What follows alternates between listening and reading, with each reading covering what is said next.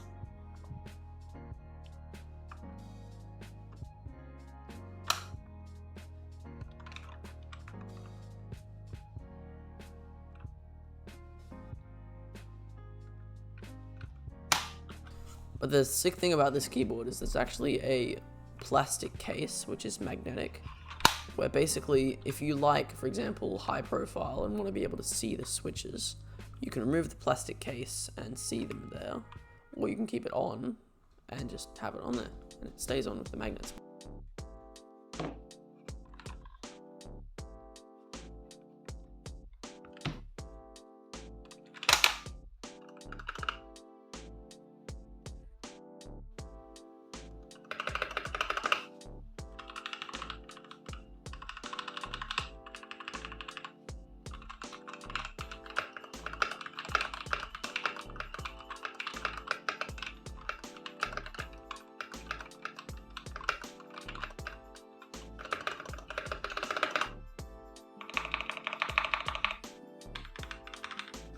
So overall, this is a really nice keyboard, coming in at around 58 Australian dollars, which would be, I think, 38 US, something like that. Feels really premium. I like the color scheme, but some people may not like how it doesn't have any RGB, which is a bit of a downside for some people.